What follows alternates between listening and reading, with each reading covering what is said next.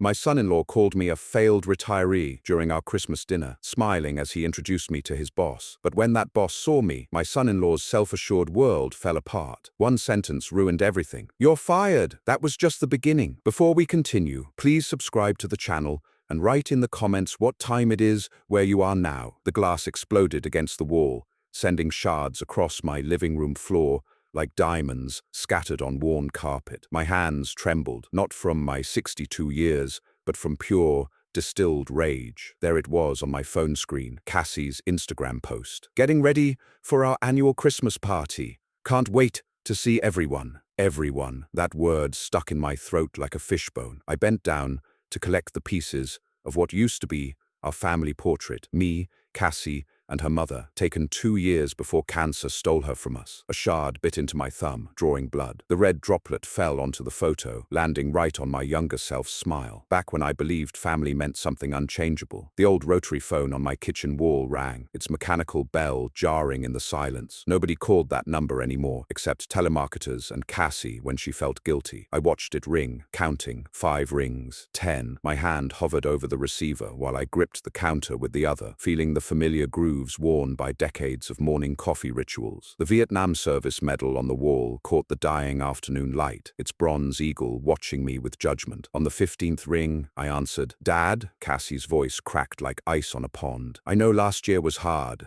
but it's Christmas. Please come." My response came out colder than the December wind rattling my windows. "Does Malachi know you're calling me?" The pause told me everything. I heard her swallow before she said, He agreed. We're all adults here." Agreed. Like I needed that boy's permission to see my own daughter. In the background, I caught Malachi's voice, sharp and dismissive. "Tell him dinner's at 4. Sharp. Did you hear that, Dad? 4 o'clock on Christmas Day. Will you come?" I looked around my apartment, the same furniture I'd bought in 1987, shelves lined with safety awards from 40 years at the factory, photographs of Cassie at every age, from gap-toothed first grader to college graduate. Her mother's portrait watched from above the television, those knowing eyes that always saw through my pride. The radiator clanked its familiar rhythm, while Nat King Cole's voice drifted through the thin walls from Mrs. Peterson's apartment next door. The sound of other people's Christmas joy made my solitude feel heavier. My phone showed last year's Christmas photo, the one I couldn't bring myself to delete. There I was, attempting a smile, while Malachi held court at the head of the table, my table, the one I'd given Cassie when she got married. I could still hear his voice, smooth as oil on water. "No offense, Orville, but old folks living off government handouts need to understand the world has changed." My jaw had clenched so hard I thought my teeth might crack. "I worked 40 years at that factory, boy.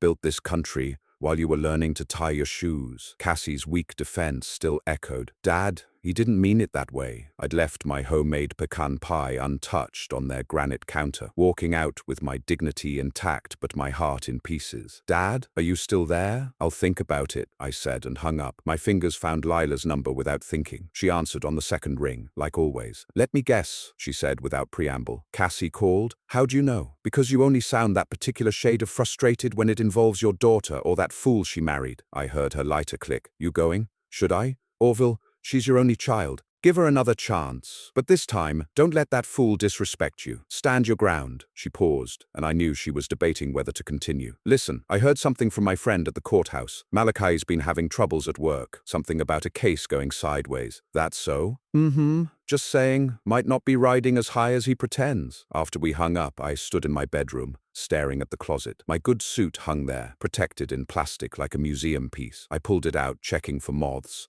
running my hands along the fabric my wife had helped me pick out 10 years ago. "You need something that shows them who you really are," she'd said. In my dresser drawer, beneath folded undershirts, sat the watch Cassie gave me for my 60th birthday. The inscription read, "To Dad, my first hero. Love always, Cassie." I wound it carefully, listening to its steady tick. The mirror showed me my father's eyes, proud, unbending, carrying the weight of every slight and insult but never bowing. He'd worked the railroads for 30 years, never missing a day, teaching me that dignity wasn't something anyone could take from you. You had to give it away. I sat at my kitchen table with a yellow legal pad, the one I used for grocery lists and important reminders. The pen felt heavy in my hand as I wrote, "Rules for Christmas. 1. Don't mention the factory closing. 2. Don't talk about Vietnam unless asked. 3. Don't correct his lies about the The doorbell rang, sharp and unexpected in the evening quiet. I set down the pen, the word economics half formed on the page. Through the peephole I saw Lila standing there, holding something wrapped in foil, her breath making clouds in the cold air. Lila's sweet potato pie sat on my kitchen table like an offering, still warm through the foil. "Take this with you," she'd said, pressing it into my hands. "Don't go empty-handed. And Orville, remember,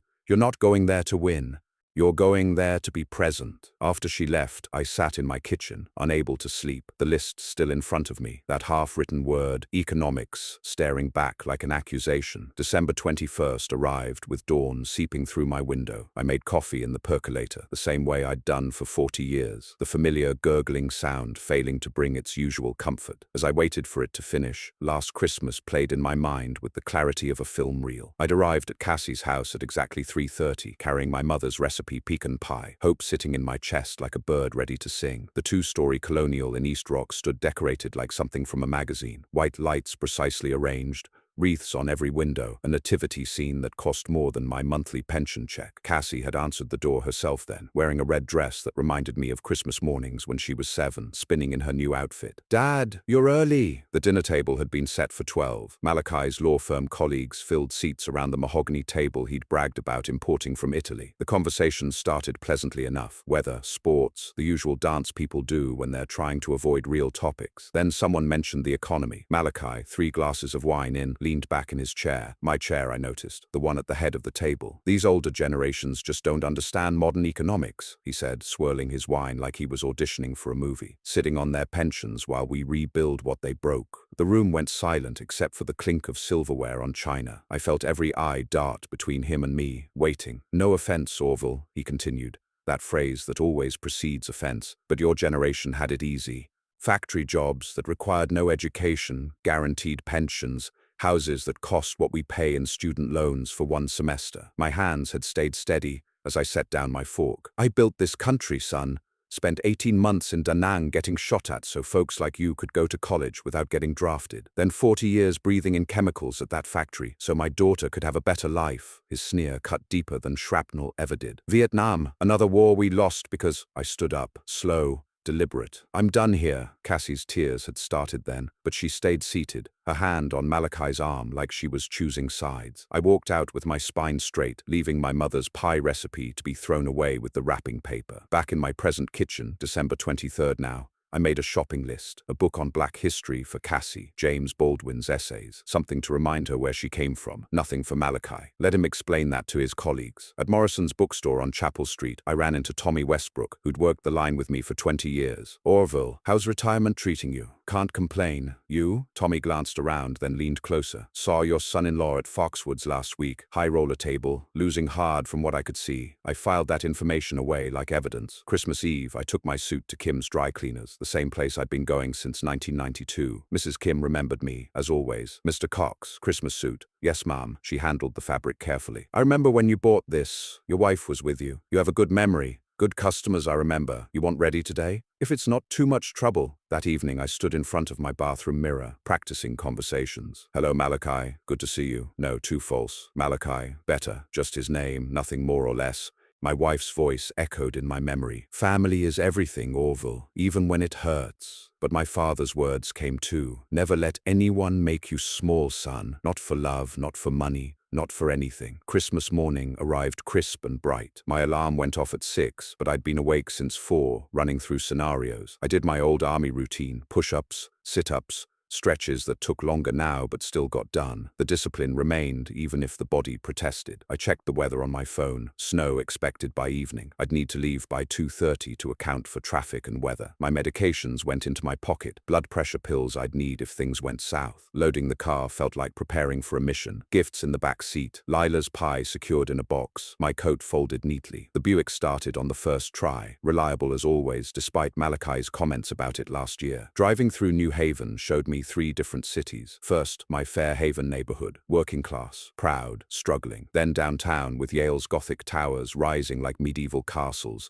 students' home for break-walking dogs that cost more than my car. Finally, the abandoned factories, windows broken, walls covered in graffiti, monuments to the America that built things. These streets held memories in every corner. Here's where I taught Cassie to parallel park. There's her elementary school, now converted to luxury condos. That corner store where we'd stop for penny candy, now a yoga studio. At a red light on State Street, I saw them. 3 men, my age or older, holding cardboard signs. Veterans, I could tell from their bearing, even beneath the wear of hard living. I rolled down my window, handed one a 20. "Merry Christmas, brother." "Same to you, sir." His salute was sharp, despite shaking hands. The neighborhoods transformed as I drove. Multi-family houses became single-family homes. Single-family became mansions. Yards grew from patches of grass to rolling lawns. By the time I reached East Rock, I might as well have been in another country. At 2:55 p.m., I pulled up to Cassie's house. Luxury cars lined the street, Mercedes, BMWs, a Tesla that must have been Cassie's. I recognized none of them except hers. My Buick looked like a time traveler among them. Then I saw it, a new BMW, pristine white,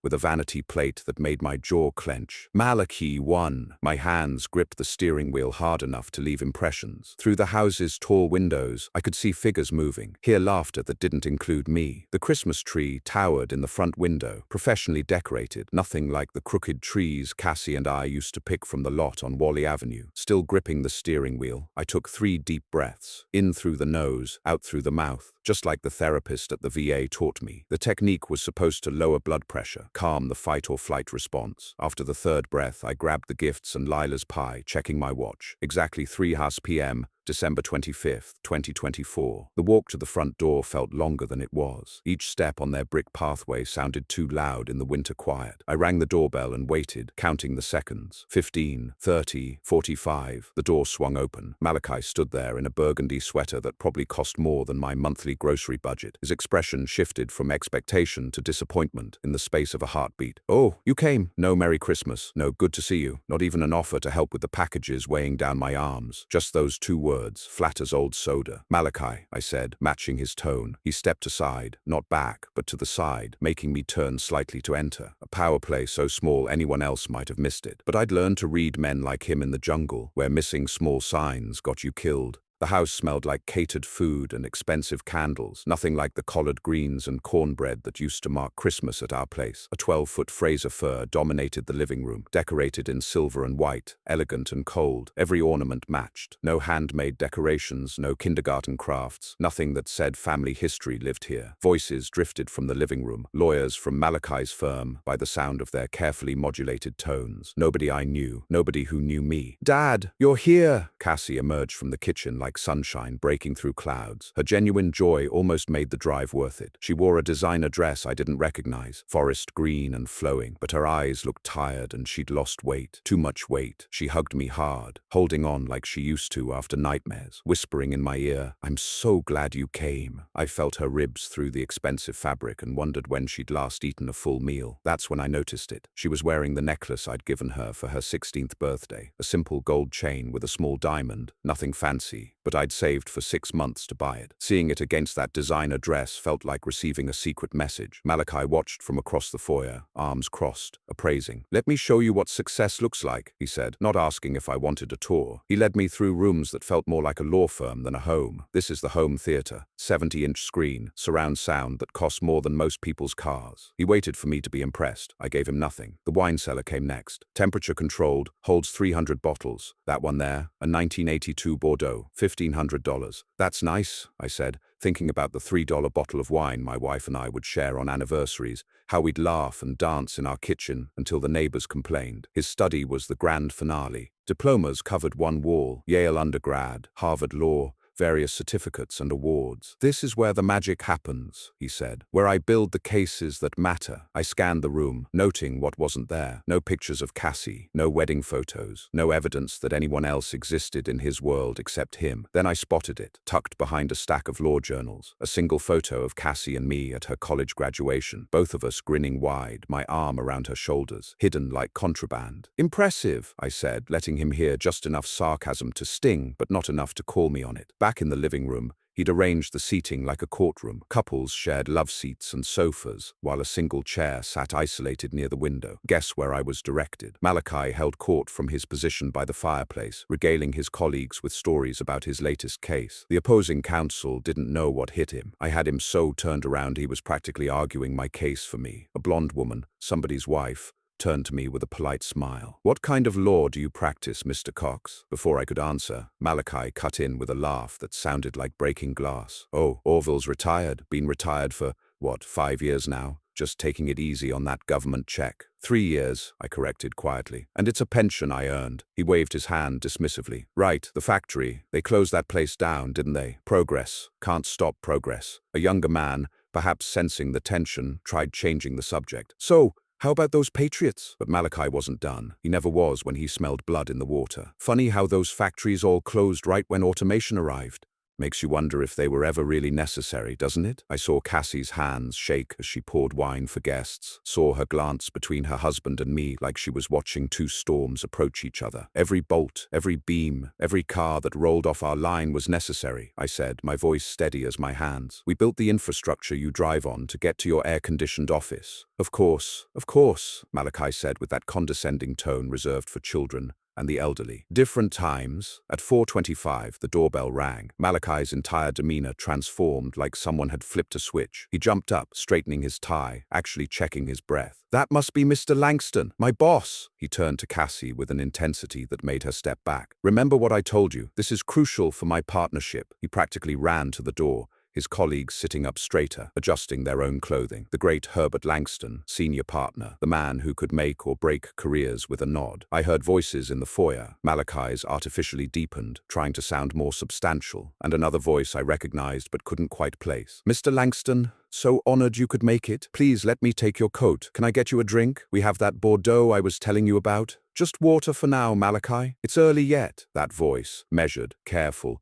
carrying authority without raising volume. I knew that voice. Malachi returned to the living room with Herbert Langston behind him, and my heart nearly stopped. Herb, my Herb. We'd served together in the 173rd Airborne, spent 13 months keeping each other alive in the jungle. I'd been at his wedding, he'd been at mine. We'd lost touch after he went to law school on the GI Bill while I went to the factory, but I'd followed his career in the papers. He'd never forgotten where he came from, even as he climbed higher. Herb's eyes found mine immediately, and I saw the flash of recognition, the slight widening that said he was as surprised as I was. "Mr. Langston," Malachi's voice carried false warmth as he gestured around the room. "Let me introduce you to everyone." His eyes landed on me with barely concealed contempt as he prepared to speak, and I saw him calculating how to diminish me in front of the one person whose opinion mattered to his future. Malachi's voice sliced through the room like a blade dipped in honey as he gestured toward me with theatrical precision. "Mr. Langston, let me introduce you to everyone." His hand swept across the room before landing on me with the weight of contempt. "And this is—" The pause stretched, deliberate and cruel. "My wife's father." He let those words hang before adding with a smirk, "A retired pensioner. Bit of a failure, really. Factory work his whole life. Not exactly the caliber of people you're used to, Mr. Langston." Wine glasses froze mid-sip. Jennifer, one of Malachi's colleagues,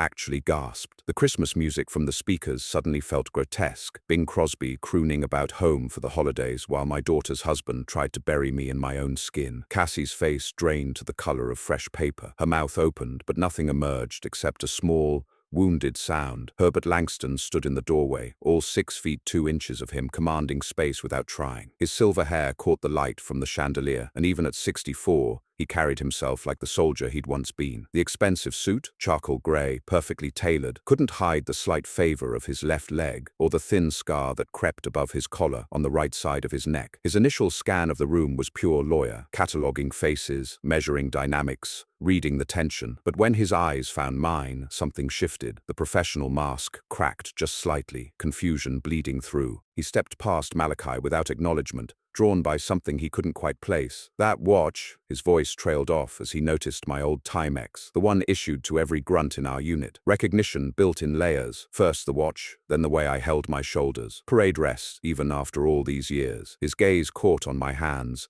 specifically the twisted scar across my left palm, where shrapnel had torn through it the night everything changed. "Wait." Herbert moved closer, ignoring Malachi's continued prattle in the background about property values and tax brackets. "That scar on your hand, February of '69. Malachi, oblivious to his boss's shift in attention, kept digging his grave deeper. "Oh, don't mind him, Mr. Langston. He just sits in that old apartment collecting government checks. We've tried to get him into assisted living, but you know how stubborn that generation can be." Jennifer's husband, Marcus, actually stepped back from Malachi, creating physical distance from the verbal assault. "Cassie's embarrassed by him. Honestly," Malachi continued, each lie bigger than the last. "Weren't you going to skip this year, Orville? Save us all the discomfort?" My daughter's protests came out strangled, tears starting to pool in her eyes, but she couldn't seem to form complete sentences. Herbert wasn't listening to any of it anymore. His focus had narrowed to just me, and I watched 40 years melt away from his face. "Orville? Orville Cox, 3rd Battalion?" His voice cracked slightly on my name, the professional veneer crumbling entirely. "Firebase Alpha?" He moved past Malachi like he was furniture, standing directly in front of me now. "The night patrol?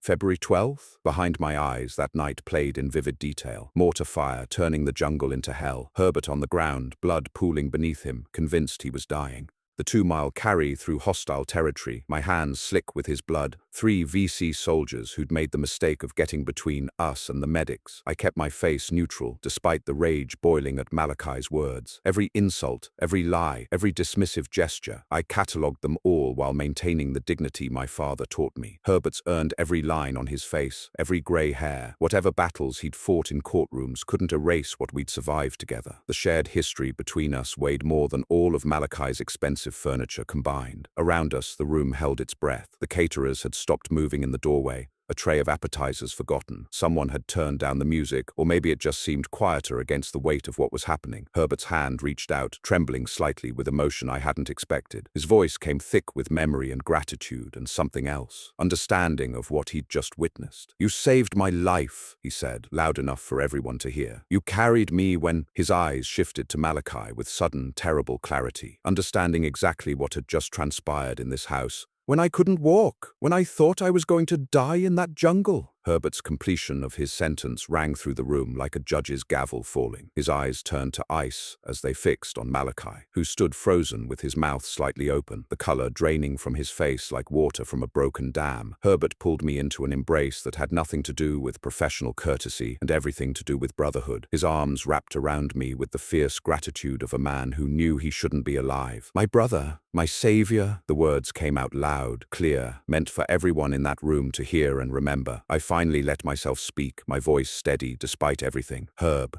it's been too long." The embrace lasted well past comfortable for the room's formal atmosphere, but neither of us cared. When Herbert finally pulled back, his hands stayed on my shoulders, examining my face like he was memorizing it all over again. 20 years and you haven't changed. Still too proud to take credit for anything." A sad smile crossed his face. "Still the same man who wouldn't accept a commendation because you said you were just doing your job." Something shifted in Herbert then. The successful lawyer dissolved, replaced by the command presence of a soldier who'd earned his stripes in blood. His shoulders squared, his chin lifted, and when he turned to face Malachi, the temperature in the room seemed to drop 10 degrees. "Everyone here needs to know something about this man you've been insulting." Herbert's voice carried the authority of courtrooms and battlefields. "This failure you've been mocking, February 12th, 1969. Mortar attack on Firebase Alpha. I took shrapnel to the leg and gut. Couldn't move, bleeding out." Jennifer had her phone out, recording everything. Smart woman. "This pensioner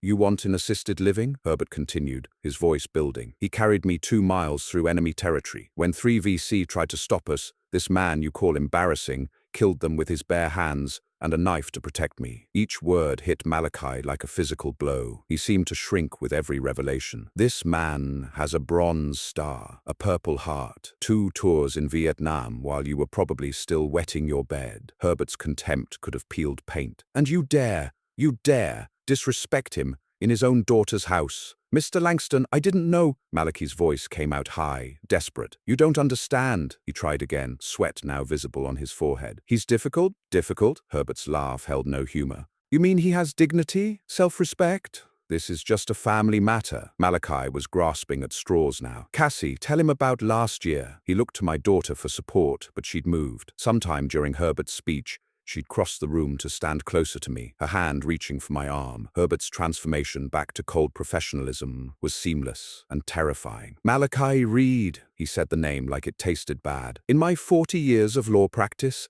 I've never witnessed such profound disrespect. A man who dishonors heroes has no honor himself. A lawyer without honor is a liability to any firm. The other guests had formed a semicircle, witnesses to an execution. You're terminated. Effective immediately. Each word fell like a hammer. Security will escort you to clear your office Monday morning. Your keycard is already deactivated. Someone, I think it was Marcus, whispered, "It was about time someone did something." Malachi's carefully constructed world shattered in real time. You can't do this. Not here. Not at Christmas. I just did. I have contracts. I have rights. His voice cracked like a teenager's. You have nothing. Connecticut is an at-will employment state, as you should know. This is wrongful termination. I'll sue. I'll destroy your firm. Jennifer stepped farther away from him, physically distancing herself from the meltdown. The caterers had retreated to the kitchen, but I could see them peeking around the doorway. I'll take my chances in court, Herbert said calmly, though I doubt you'll find representation. Word travels fast in legal circles. Malachi spun toward me, his face purple with rage. This is your fault. You planned this. Cassie finally found her voice, and it came out stronger than I'd heard it in years. Malachi, stop. He turned to her, disbelief written across his features. You lied about my father. You've been lying all along. She moved fully to my side now, her hand gripping my arm. You told me he was difficult. You told me he caused problems. But you're the problem. Cassie, baby, you don't understand. I understand perfectly. Tears ran down her face, but her voice stayed steady. I let you convince me to distance myself from the only parent I have left. I let you make me feel ashamed of him. The room watched Malachi's complete disintegration. His hands shook as he pulled out his phone, fumbling with the camera function. I'm documenting this. This is conspiracy. You planned this together. His words tumbled over each other as he tried to start recording. Herbert calmly reached for his own phone, his voice almost bored. Please do record. I'm sure the State Bar Association would be fascinated to see a drunk attorney threatening his employer and a decorated veteran. Herbert's phone was already at his ear, his voice cutting through Malachi's sputtering rage. Security? Yes. This is Mr. Langston. I need you to flag Malachi Reed's access immediately. Full lockdown on all files. Send someone to collect his firm laptop and phone by tomorrow noon. The calm efficiency of it, the methodical destruction of Malachi's professional life, made it more devastating than any shouting match could have been. You're making a mistake. Malachi's desperation pitched higher. I know things about your firm. Those offshore accounts. The Patterson's settlement that you buried? Now he'd done it. Herbert's eyes went flat, dangerous. Every lawyer in the room recognized the shift. Malachi had just threatened the wrong man. Are you attempting to blackmail me, Mr. Reed? Herbert's voice could have frozen fire. In front of 7 witnesses. Please continue. Jennifer, make sure you're getting this. Jennifer held her phone steady, documenting every word. You think you're untouchable, Langston? Malachi threw a wine glass against the wall, burgundy liquid splashing across Cassie's white walls like blood spatter. I have copies of everything, files you thought were destroyed. Every threat is another year you'll be blacklisted, Herbert said conversationally. We're at 3 years now. Would you like to go for 5? No firm in Connecticut will touch you, Jennifer added quietly. Probably not in New York either, after this display. Something snapped in Malachi completely. He lunged toward me with his fist raised. This is all your fault, you worthless. Herbert stepped between us with the fluid grace of someone who'd never forgotten his combat training. He didn't touch Malachi, didn't need to. His presence alone stopped the younger man cold. Touch him, and it's assault charges, Herbert said quietly. Given that he's a decorated veteran over 60, that's enhanced charges. You'll be disbarred before trial. Malachi's fist hung in the air, trembling with rage and the sudden understanding of how completely he'd destroyed himself. The room held its collective breath, waiting to see if he'd cross that final line. Stop! Cassie's scream broke the tableau. Just stop! Get out of my house! Everyone turned to stare at her. She stood straight for the first time all evening, something of her mother's strength finally showing through. Your house? Malachi laughed bitterly. I pay for this house. With money you've been stealing from our joint accounts for your gambling debts? She shot back. The room went silent. Even I hadn't expected that. Herbert's expression shifted to prosecutorial interest. Gambling debts? Stealing? Cassandra? We need to talk privately later. We're leaving, he announced to the room. This gathering is over. He took my arm gently. You don't belong here, Orville. Not with this disrespect. He gathered my coat from the closet, collected the gifts I'd brought, still unopened on the entrance table, The Anchor Diner is still open, remember it? That place on State Street where we went after we got back? He wasn't really asking, already leading me toward the door. Other guests were following suit, gathering coats and bags with the efficient movements of people fleeing a crime scene. I think we should all go, Jennifer announced, pulling on her coat. This party's clearly over. Marcus nodded, avoiding eye contact with Malachi entirely. Merry Christmas, Cassie. I'm sorry about all this, someone muttered as they passed. About time someone stood up to him. The caterers had already started packing up without being asked, loading their van with the efficiency of people who'd seen family disasters before. You'll regret this. Malachi followed us to the door, spittle flying from his mouth. I'll destroy both of you. I know judges. I know prosecutors. Your military record won't save you from what I'm going to do. Malachi, please. Cassie tried to intercede, but he whirled on her. Shut up. This is your fault too. Inviting him here, undermining me in front of my boss. Herbert paused at the door, turning back with arctic calm. Every threat you make is being recorded. Every word will be submitted to the bar. You're writing your own disbarment. I don't care. You think you've won? I'll burn everything down. The firm, your reputation, all of it. Dad. Cassie's voice broke as she looked at me, torn between the door and her husband's meltdown. I turned back to her, keeping my voice gentle despite everything. It's okay, baby girl. I understand. You need to figure things out. Her face crumbled entirely. I'm so sorry. I didn't know.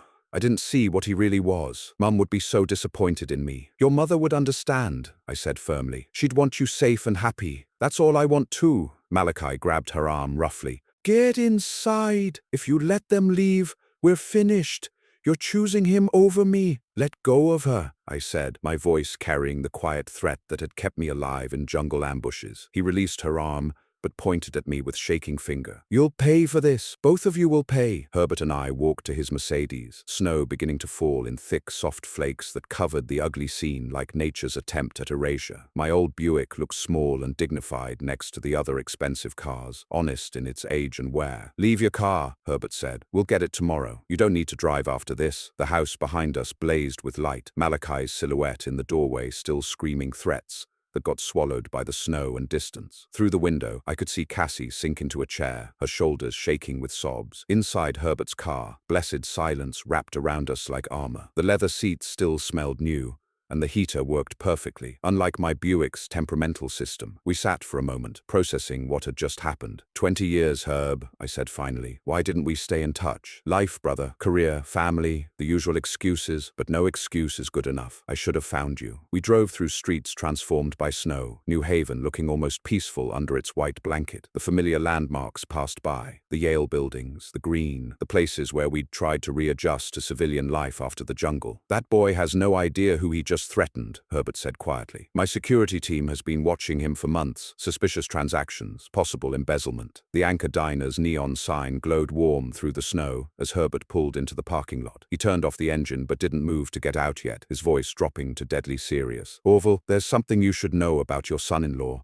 My security team has been investigating him for... My phone erupted with Cassie's ringtone, the cheerful melody grotesque after what we'd just witnessed. Her contact photo, from happier times, smiled at me from the screen. I answered Cassie's call with shaking hands, but the line went dead before I could speak. Herbert and I sat in that diner booth until midnight, him filling me in on what his security team had discovered about Malachi. Financial irregularities, suspicious transfers, connections to people who laundered casino money. By the time I got home, snow had turned New Haven into something unrecognizable, clean, and deceptive. December 26th passed in a haze. I couldn't sleep, replaying Herbert's revelations and Cassie's broken voice. Every time I closed my eyes, I saw Malachi's face twisted in rage, heard his threats echoing. The apartment felt smaller, like the walls were pressing in with the weight of what was coming. At exactly 7 a.m. on December 27th, my phone rang. Herbert's number. Orville, he's already moving. His voice carried the tension of a man preparing for war. My contacts at the courthouse just called. Malachi filed at 6 this morning. The moment they opened, I sat up, instantly alert. Filed what? Everything. Discrimination, wrongful termination, conspiracy. He's claiming you and I planned this whole thing to destroy his career. A pause, then the real concern. He found Randall Pike. The name hit like cold water. Pike, the lawyer who'd made a career out of destroying other lawyers. The one man in Connecticut who hated Herbert more than Malachi did. Remember the Stevenson case? Herbert continued. Pike lost $20 million because of me. He's been waiting 10 years for revenge, and now Malachi just handed him the perfect weapon. By 10 a.m., I was in Herbert's office downtown. The building rose 30 floors of glass and steel, Herbert's firm occupying the top 4. Security had my name ready, escorted me straight to the executive floor. His office sprawled across a corner of the 28th floor. Panoramic windows showing New Haven spread below like a map of our shared history. Military photos lined one wall, young faces in jungle fatigues, including ours. The rest was law books, awards, the accumulated proof of a life well lived. 3 other senior partners sat around his conference table, faces grim. "Gentlemen," Herbert said as I entered, "this is Orville Cox, the man I told you about." They nodded respectfully, but worry creased their faces. Before anyone could speak, the CFO burst in, face pale. "Sir, the injunction just hit. Judge Morrison granted it." "Which Judge Morrison?" Herbert's jaw tightened. "Don't tell me. Pike's golf buddy. They've frozen our operating accounts. Malachi's claiming we owe him partnership money, that his termination violated his contract." One partner slammed his hand on the table. "We can't even make payroll Friday without those accounts." Jennifer, who I remembered from the Christmas party, held up her phone. "It gets worse. He's emailing all our clients," she read aloud. "Langston firm in crisis. Senior partner's personal vendetta against promising young attorney. Firm stability in question." "The Bar Association called," another partner added. "They're opening an investigation into the termination. Pike's already submitted a complaint." Herbert stood slowly, military bearing returning. "He's trying to destroy the firm to get to me." "It's not just about money," Jennifer said. "Pike scheduled a press conference for noon. He's going to try this in the media." The room erupted in arguments. Someone suggested settling. Give Malachi money to make this go away. Another wanted to fight. Consequences be damned. They talked over each other, panic building. "Herb," I said quietly, guilt eating at me. "This is my fault. If I hadn't come to Christmas—" "Stop," Herbert's voice cut through everything. "This is about right and wrong. That boy disrespected a veteran, a hero in my presence. Even if you weren't my brother in arms, I'd have fired him." He looked around the table. "Besides, the FBI was already interested in him before any of this." That silenced the room. "The FBI?" Jennifer asked. "His financial transactions triggered alerts months ago. I was cooperating with their investigation quietly." Herbert's smile held no warmth. "Pike doesn't know that yet." "Then we fight," one partner said. "We need leverage," another countered. "Something to make Malachi back down." I felt my phone buzz. A text from Lila. "Come home now. I have something you need to see about your son-in-law. Bring Herbert." I showed the screen to Herbert. His eyes narrowed with the focus I remembered from night patrols. "Gentlemen, excuse us. We may have just found our leverage." The elevator ride down felt like descending into battle. Herbert's driver already had the car running. As we pulled away from the building, I saw news vans arriving for Pike's press conference. "Whatever Lila has," Herbert said, "it better be good. Pike doesn't leave loose ends." The city rolled past, December gray and unforgiving. 20 minutes to Fairhaven, but it felt like hours. My phone buzzed again. "Lila, my friend from the bank is here. You're not going to believe this. We need to go. Now." Herbert was already calling his driver as we rushed through the lobby. The 20-minute drive to Fairhaven stretched like pulled taffy, every red light an eternity, while Pike's press conference loomed. Lila's apartment mirrored mine. Same layout, same worn building, but hers held the order of a former nurse. Medical textbooks still lined one shelf, but the kitchen table was what drew my attention. Bank statements spread across it like evidence at a crime scene, highlighted sections glowing accusatory yellow. A woman in a Bank of America uniform sat nervously beside Lila, hands wrapped around a coffee mug. "Mr. Cox, I'm Denise. I could lose my job for this, but what your son-in-law did—" She trailed off, moral conflict clear in her eyes. Herbert immediately went into lawyer mode, pulling out a chair. "Ma'am, we're not here to cause you trouble. But if crimes were committed—" "Were?" Denise laughed bitterly. "Sir, I've been banking for 20 years. I've never seen anything this brazen." She pulled out a folder, hands shaking. "I noticed unusual patterns 6 months ago. Money moving through accounts belonging to your daughter, Mr. Cox." My chest tightened. "Cassie's accounts. She never made these transfers. Look," Denise spread out signature cards. "See her real signature. Now look at these transfer authorizations. Completely different. He didn't even try to match her handwriting well." The numbers made my head spin. $50,000 here, $75,000 there, Denise continued, finger tracking across statements. "Always under the federal reporting limits. Smart, but not smart enough. Total, over $2 million in 8 months. Herbert whistled low. "That's federal prison territory. It gets worse. Denise pulled out international transfer records, offshore accounts in the Cayman Islands, shell companies with names like Global Solutions LLC and International Ventures Corp, generic enough to hide anything. Page after page showed the truth. Casino debts being paid, luxury purchases Cassie never made, a boat she'd never seen, jewelry she'd never worn.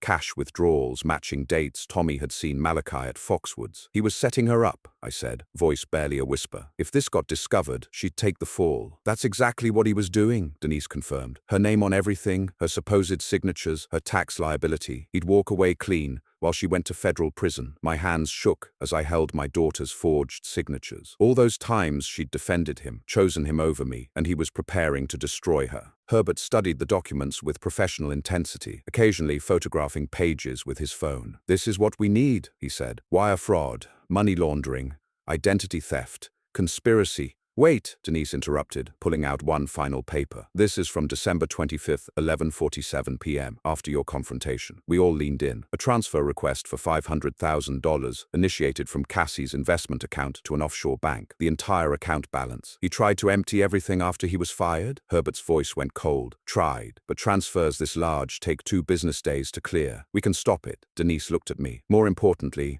it proves consciousness of guilt. He knew the walls were closing in. I pulled out my phone and dialed Detective Johnson, an old friend from a robbery case at the factory years ago. He answered on the second ring. Johnson, it's Orville Cox. I need you to see something. Now. 20 minutes later, Johnson sat at Lila's table, reviewing everything with the methodical approach that made him the best detective in New Haven. This is FBI territory, Orville, Financial Crimes Division. He pulled out his phone. I know someone, Sarah Mitchell. She's been investigating casino money laundering operations. He put the call on speaker. Agent Mitchell's voice came through clear and interested. Detective Johnson, what do you have? As Johnson explained, I heard typing in the background, then sudden silence. Those Cayman accounts, Mitchell said slowly. We've been watching them for 2 years. They're connected to a larger investigation. If your evidence is solid, we move tomorrow morning. Mr. Cox? Yes? We'll need your daughter's cooperation. Can you get it? My hands trembled as I dialed Cassie. She answered on the 4th ring, voice broken from crying. Dad? Baby girl. Listen carefully. Don't react. Just listen, I explained as calmly as I could. Check your bank statements, all of them, online. Now, I heard her moving, typing, then a sharp gasp. Dad, these transactions, these aren't mine. There's hundreds of thousands. Her voice rose in panic. Dad, what is this? Breathe, baby. We know. We have evidence. The FBI's getting involved. The FBI? Her voice went tiny, scared. To help you. He was setting you up to take the fall for his crimes. Silence then. Dad, Malachi's here. He's packing things, throwing stuff in bags. He keeps saying we need to leave the country. Tonight. He's acting crazy, talking about Brazil not having extradition. The line went dead. Herbert and I locked eyes. Johnson was already on his radio, calling units to Cassie's address. Agent Mitchell's voice came through his phone. We need those warrants now. Judge Kowalski owes me a favor. Lila grabbed my arm. She'll be okay, Orville. That girl's got your strength, even if she forgot it for a while. But all I could think about was Cassie alone with a desperate man who had 2 million reasons to run and nothing left to lose. The line stayed dead. I was already moving, Herbert matching my pace despite his old injury. Johnson, call it in. The detective had his radio out, words clipped and professional. Possible domestic in progress. 47 Elm Street, East Rock. Suspect may be attempting to flee. The longest 12 hours of my life began there in Lila's kitchen. We couldn't move without warrants, Mitchell explained. Improper procedure would let Malachi walk free. So we waited while FBI lawyers worked through the night, building an airtight case from Denise's evidence. Herbert got Cassie out quietly around midnight, sent his security team to extract her while Malachi was passed out drunk. She stayed at Herbert's house under protection while we prepared the morning operation. December 29th, 5:45 a.m. I sat in an FBI surveillance van watching my daughter's house through monitors. 6 agents in tactical gear checked equipment, while Agent Mitchell reviewed the warrant one final time. The house lights blazed. Malachi was awake, probably destroying evidence. Remember, Mitchell addressed her team. He's a lawyer. He knows his rights. Everything by the book. At exactly 8 a.m., they moved. I watched through the cameras as agents positioned themselves. Front door, back door, garage. Military precision that brought back memories I usually kept buried. Johnson stood beside me, hand on my shoulder. Mitchell approached the front door, 2 agents flanking her. The doorbell echoed through our audio feed, followed by her firm knock. FBI, Malachi Reed, we have a warrant. Open the door. Silence. Then movement inside. Footsteps running. A crash from the back of the house. He's running. An agent's voice crackled through the radio. Backyard. Heading for the fence, the fool tried to run in pajamas and slippers through 6 inches of snow. The agent stationed behind the house had him on the ground in seconds, his face pressed into the snow while they cuffed him. They dragged him back through his own house, the same marble foyer where he'd humiliated me 4 days ago. His eyes found the surveillance van, found me watching through the window. Pure hatred flashed, then shifted to desperate calculation. He started shouting about rights, illegal search, conspiracy. The agents ignored him, depositing him on his Italian leather couch while they searched. The evidence haul was staggering. Multiple laptops, encrypted drives that Malachi claimed were privileged client information, stacks of documents with Cassie's forged signature, burner phones with contacts saved as casino hosts and loan sharks. In the bedroom closet, a duffel bag with $50,000 in cash. "That's not mine," Malachi kept insisting. "My wife must have—" "You can't prove." Cassie arrived at 9 a.m. with the lawyer Herbert arranged. She stopped in the doorway, taking in the scene, FBI agents cataloging her life, her husband in handcuffs, her house turned crime scene. Her eyes found Malachi, and something broke inside her. "How could you?" Her voice carried across the room, making everyone pause. "I loved you. I trusted you. I chose you over my own father." Malachi's mask finally dropped completely. "You were convenient, good credit, clean records, daddy issues that made you easy to manipulate." Even the FBI agents looked disgusted. Cassie stepped closer, tears streaming but voice steady. "My father was right about you from the beginning." Agent Mitchell stood, reading from a card. "Malachi Reed, you're under arrest for wire fraud, money laundering,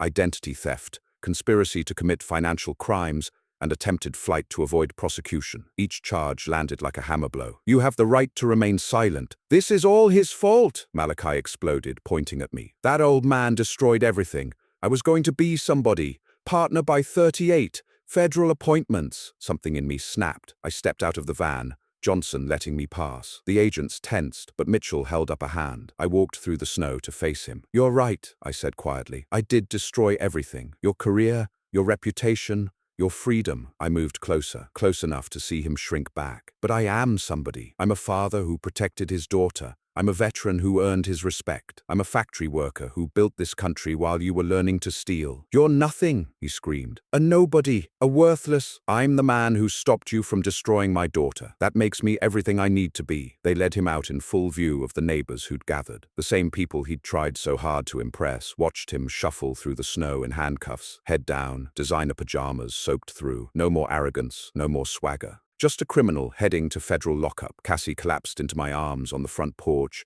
sobbing like she had when her mother died. "I'm so sorry, Dad. So sorry." "Shh, baby girl. It's over. I should have listened. When you left last Christmas, I knew you were right. But he made me choose. Said if I contacted you, he'd leave me." She pulled back, looking at me with her mother's eyes. "I chose wrong. I chose the easy path instead of the right one." "You chose hope," I corrected. "That's never wrong, even when people disappoint us." He said you were holding me back. Said your working-class background would embarrass me professionally. She laughed bitterly. "You know what's embarrassing? Having your husband arrested by the FBI for stealing your identity." Agent Mitchell approached, holding a document that made Herbert, who'd just arrived, gasp audibly. "Mr. Cox, we found something else. Your son-in-law wasn't working alone. There's a name here you should see. Randall Pike. He's been receiving payments from the same offshore accounts." Pike's name on the document made Herbert's face drain of color. "Judge Morrison, too. The same judge who granted the account freeze." Agent Mitchell looked grim. "They're all connected. This goes deeper than we thought." December 30th arrived gray and bitter, matching the federal courthouse's limestone facade. Metal detectors beeped constantly as reporters pushed through security, their cameras catching every arriving witness. The morning news had exploded with the story. Prominent attorney arrested in multi-million-dollar fraud scheme. Cassie walked beside me wearing black,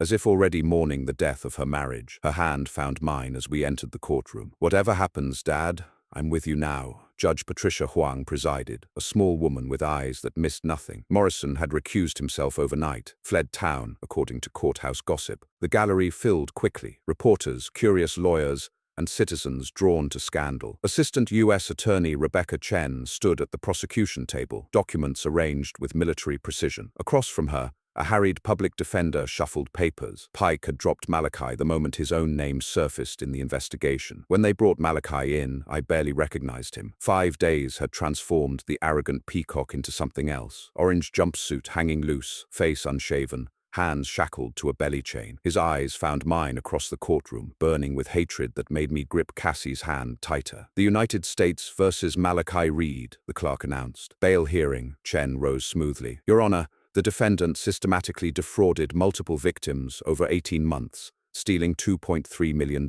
He used his wife's identity without her knowledge, forging her signature on hundreds of documents. She clicked a remote. The courtroom screen filled with bank documents. Cassie's real signature next to dozens of forgeries. Gasps rippled through the gallery at the obvious differences. Furthermore, Chen continued, the defendant is connected to a larger casino money laundering operation currently under federal investigation. He attempted to flee the country on December 28th, making him an extreme flight risk. The public defender stood, voice uncertain. Your Honor, my client maintains his innocence. These were marital assets, shared property. Mrs. Reed had access to all accounts. She knew, Malachi erupted, jumping to his feet despite the shackles. She had to know.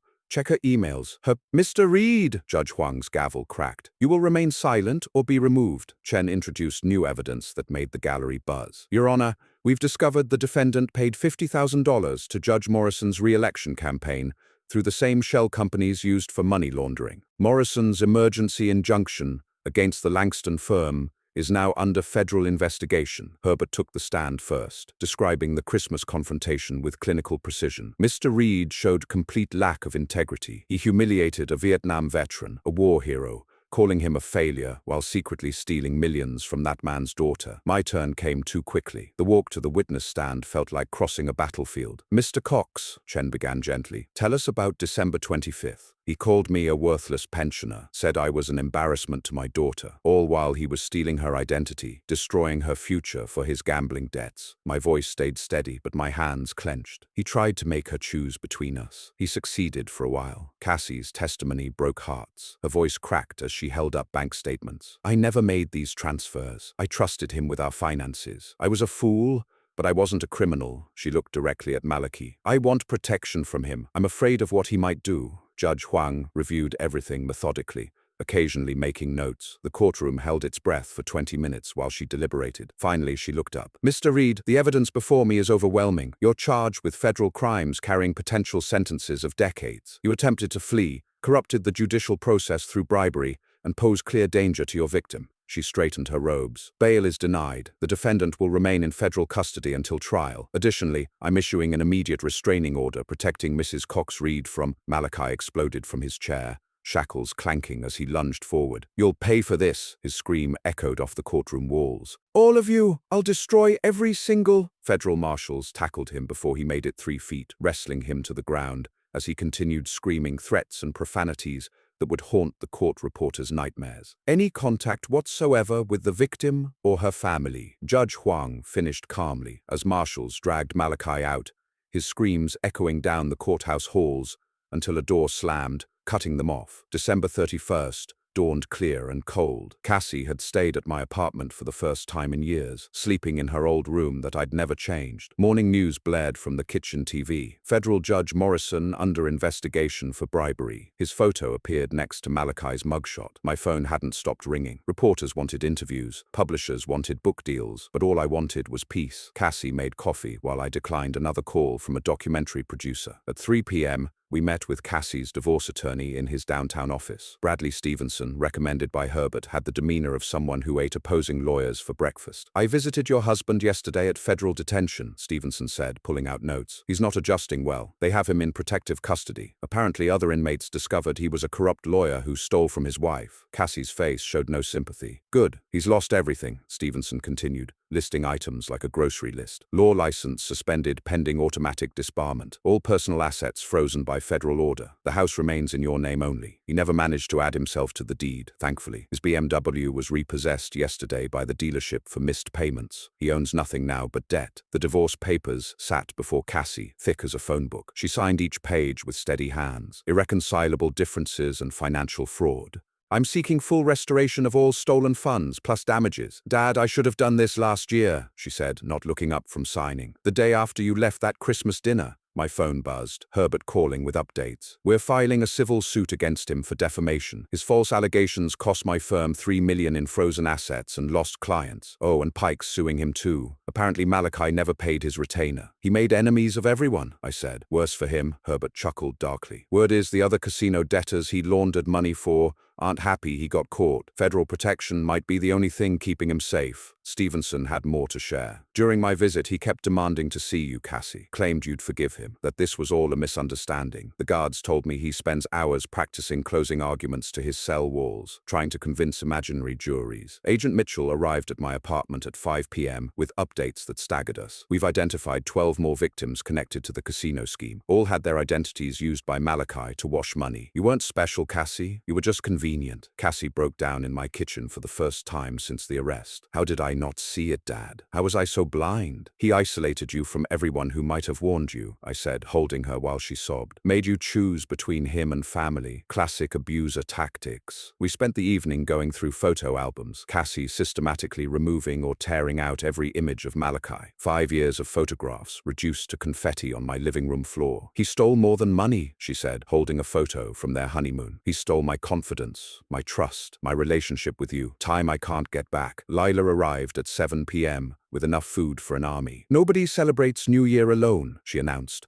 commandeering my kitchen. Herbert showed up soon after with sparkling cider, knowing I didn't drink. As we prepared for midnight, Cassie's phone rang. Her lawyer's voice carried clearly in the small apartment. Cassie, I just got word from the detention center. Malachi is requesting to make a statement to prosecutors. He says he has information about your father that could change everything. Something about the factory. Cassie's eyes met mine with alarm. I saw her fear, the worry that maybe Malachi had one last card to play, but I felt only calm. Give me the phone, I said. Stevenson's voice came through concerned. Mr. Cox, he claims you stole equipment from the factory before it closed. Says he has proof. Witnesses. Mr. Stevenson, I interrupted. Tell Malachi I served 2 tours in Vietnam. I've been investigated by the Army, the VA, and 3 different employee review boards over 40 years. His threats mean nothing. His lies mean less. The room stood silent as I continued. And tell him this. I didn't steal anything. I earned everything I have. My pension, my dignity, my daughter's love. He's the thief, and now everyone knows it. Will destroy everything he has left. Stevenson's voice held amusement now. Mr. Cox, I'll relay your message, but between us, his evidence is a 20-year-old dismissed complaint he found in public records. No prosecutor would touch it. December 31st, 8 p.m. My small apartment had never felt so full. Lila's decorations, strings of lights and paper stars, transformed the space. Cassie laughed at something Herbert said, a sound I hadn't heard in years. The 4 of us around my kitchen table represented more family than any blood could create. I heard about Malachi's threat, Herbert said, pouring sparkling cider. Claiming you stole from the factory, the same accusation Harold Willis made when you got promoted over him in 2003. You knew about that? I had you investigated when we reconnected, Herbert admitted. Standard procedure.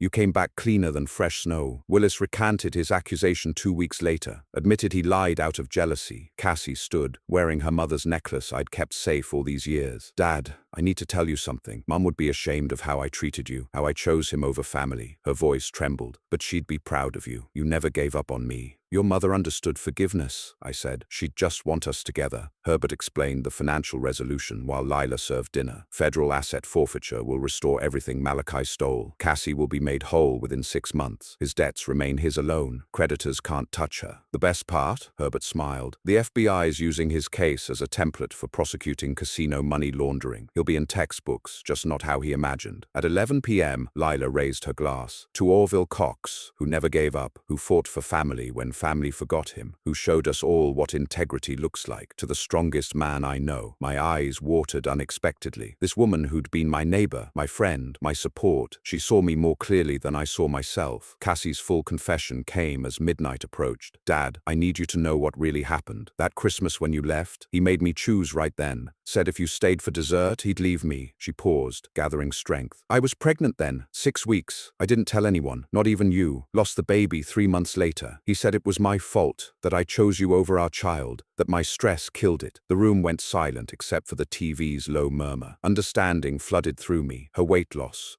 her exhaustion, her distance. All of it made terrible sense. Cassie, I reached for her hand. Why didn't you tell me? He isolated me completely by then. Said you'd blame me too. I believed him. Tears ran freely down her face. I've been in hell for a year, Dad. Herbert spoke quietly. Orville saved more than my life in Vietnam. He saved my soul. Never asked for recognition, never wore his bronze star or displayed his purple heart, just kept them in a drawer like old receipts. Some things don't need displaying, I said. At 11:30, The news interrupted with breaking coverage. Judge Morrison arrested in federal corruption probe. His mugshot showed a broken man, connected to casino laundering scheme. 30-year judicial career ends in disgrace. Malachi's last protector gone, Herbert observed. The countdown began. We stood together, watching Times Square on my old television. Cassie held my hand. Dad, can we start over? We never stopped, baby girl. You were always my daughter, even when you couldn't be. Midnight struck. Horns blared outside. Confetti fell on TV screens. I love you, Dad, Cassie whispered against my shoulder. Herbert clasped my other shoulder. Brother, Lila kissed my cheek softly. Hero, I'm just a father, I said, but they all shook their heads. My phone buzzed. Agent Mitchell, thought you should know. Malachi pled guilty to all charges. 25 years minimum sentence. Your family is safe. I showed it to Cassie, watched relief wash over her face. It's over. No, she corrected. It's beginning. She stood straighter, looking like her mother had at her strongest. I'm taking back my name, Cassandra Cox. And Mr. Langston, that job offer you mentioned, I accept. Herbert beamed. Clean slate, fresh start. My firm needs someone with your marketing skills